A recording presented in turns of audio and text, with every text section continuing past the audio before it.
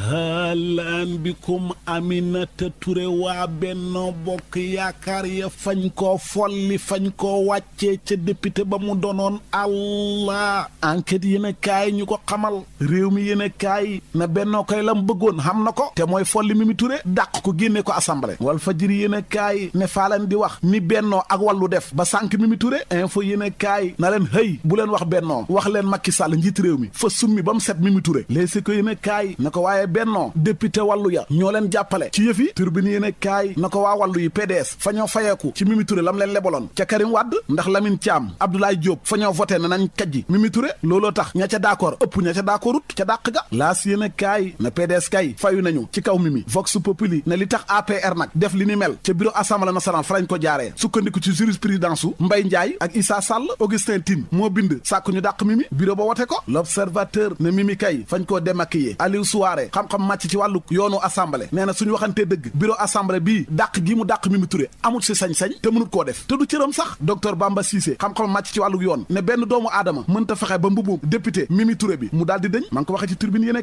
kaay bi ne ko lii yëpp nag du dara lu may Macky moo bëgg ñetteelu mandat rek képp ku taxaw ne doo ko fi amalee fa lay sànk professeur Ngouda Mboup ne waaye bu ñuy def sax ñu def loo xam ne dafa jaar yoon waaye Mimi Touré mii ñu dàq assemblée jaay doole la du dëgg du yoon ci info yéen a kaay professeur Ngouda Mboup ne Sénégal suñu république bi ci boppam moo xam problème fa nekk ci danger ndax li ñuy dund jamono ji ci réew mi mooy dictature xab buur bu fi nekk di bummi lu ko neex loolu lay def ndax dogal bii nguur gi jël ci folli Mimi Touré assemblée nationale jaay doole la du dëgg de député bi ñuy wax Mamadou Lamine Diallo ne moo tax man de ba ñuy wote faa bañ ne d'accorduma ci te lii nag mooy agressé jigéen dëgg-dëgg soxna ak démocratie réew mi bés bi yéen a kaay ne en tout cas Mimi Touré moom fi mu toll nii fañ ko rocc ma nga ca biti de waaye moom nday mbili gi Mimi Touré wax na de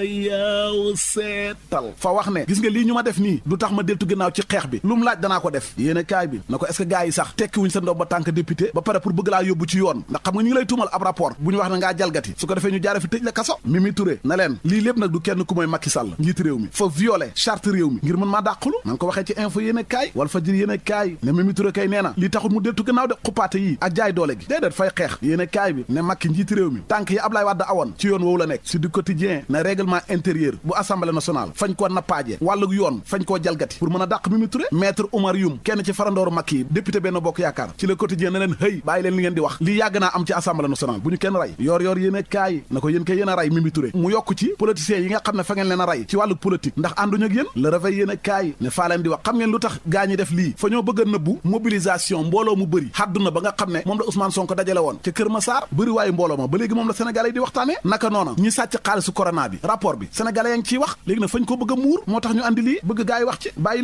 la mu wax moom Malick Gakou ca source a mooy yàkk na njiit réew Macky Sall ak nguuram gi kàddu yoo xam ne wañ wu ci dal dee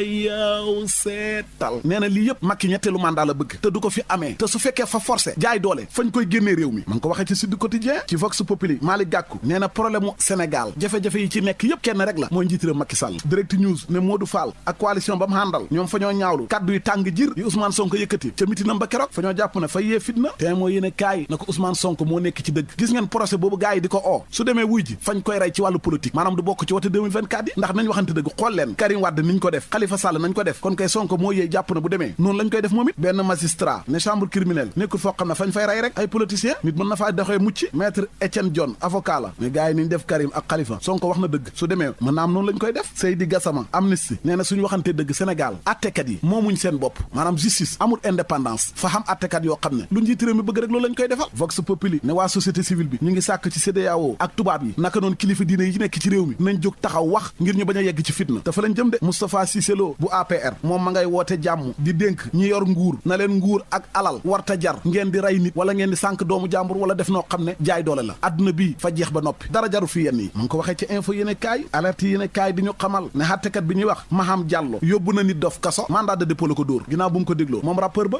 l'observateur moom di ñu xamal ne benn waaye daal fa xamoon xale bu jigéen boo xam ne fañ doon génn ñoom ñaar maanaam fa ñoo bëggante woon ñu jaar fu nekk def lu bëri tamit ci ak caay-caay ah bés si ñëw mu bàyyante xale bu jigéen ba léegi nag ëlbatiku dem takk rakku gelam ba woon xale bu jigéen ba mu doon génn ak rakkam la takk yemut fa mu jël vidéo ya nga xam ne moom ak gelam bu njëkk ba ña ngi ko doon def ci ayu fu caay-caay mu daal di koy wasaare wane ko lépp ngir naqaral ko waa ma ne li nga def du ndam de gàcce la sax ci góor fa ngeen doon génn bàyyi nga ko la rafet sax mooy waroo woon a takk rakkam bu jigéen léegi nga takk ko yemut ci ngay wane musiba ba ngeen doon def yaag magam ji est-ce que xam nga ne loolu du neex sa jabar ji ndax magam ngay xaawi suturaam fa xam góor ñoo xam ne bàyyi ma sa xalentane sa jabar ji tamit warutoon a nangoo sëy ak yow ndax fa ngaa génn ak magam